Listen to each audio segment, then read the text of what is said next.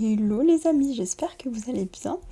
Aujourd'hui j'avais envie de parler un petit peu d'un avantage des mauvaises expériences, si on peut appeler ça comme ça. J'avais envie de parler de ça parce que il y a quelques jours j'ai eu une discussion avec une personne qui me disait justement t'as entre guillemets de la chance parce que je pense que c'était plutôt par rapport aux relations sociales, mais lui me disait puisque tu connais plein de monde, que tu as eu plein de relations différentes, plein de types de relations différentes, tu vois, et ben tu sais en fait ce dont tu as envie ou besoin. Et la personne me disait, c'est pas mon cas, tu vois, elle me disait, j'ai pas eu tant d'interactions sociales dans ma vie que ça, je dirais. Donc elle me disait, bah, je peux pas forcément dire concrètement, j'avais besoin de ça dans mes relations sociales, etc. Et je trouvais ça intéressant, donc j'avais envie de vous en parler un petit peu. Mais c'est vrai que parfois vous dites, mince, moi je fais que des mauvaises expériences, que des mauvaises rencontres, enfin, pas forcément que ça, mais de se dire, je fais beaucoup de mauvaises rencontres, j'ai fait plein de mauvaises choses dans ma vie peut-être, j'ai pris plein de mauvaises décisions, plein de mauvais choix, etc. etc. Je suis allée dans plein d'endroits qui m'ont pas plu. Enfin bref, je pense que vous voyez ce que je veux dire, il y a des personnes, on a l'impression qu'elles ont fait plein d'expériences horribles, et parfois on peut se dire, bah soit ça m'est pas tellement arrivé, et de se dire, bah je sais pas, j'ai de la chance, mais ça m'est pas trop arrivé. Ou alors de se dire, bah pourquoi c'est qu'à moi que ça arrive les mauvaises choses.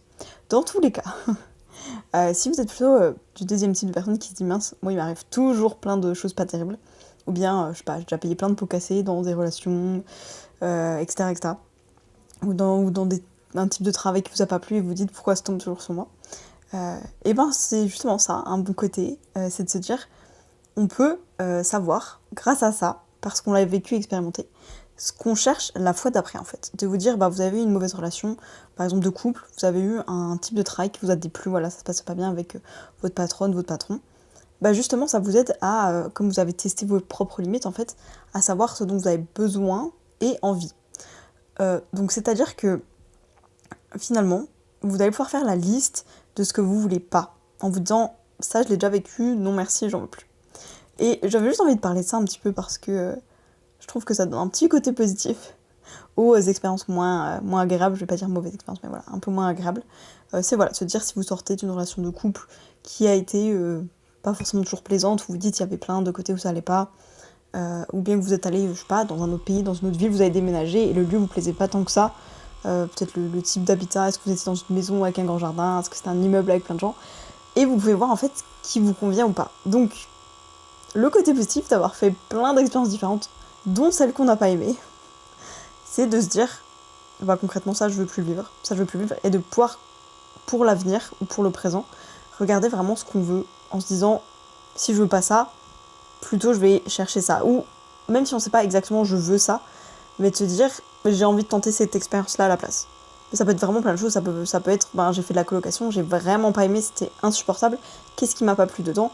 Et ben par exemple, le fait d'être tout le temps avec des gens, le fait d'avoir l'impression de ne pas avoir d'espace personnel, de devoir partager tous les espaces communs, quand je rentre chez moi j'ai l'impression de ne pas être dans ma petite bulle, ok, bah qu'est-ce que j'ai envie d'expérimenter maintenant? Ou qu'est-ce qui, là je le sais, me convient?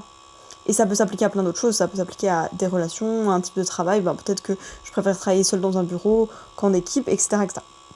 Donc voilà, dites-moi ce que vous en pensez. Pour une fois, j'ai tenu, j'ai pas fait une vidéo trop longue. Mais voilà, je trouve que c'est du coup un avantage d'avoir toutes ces expériences à notre actif.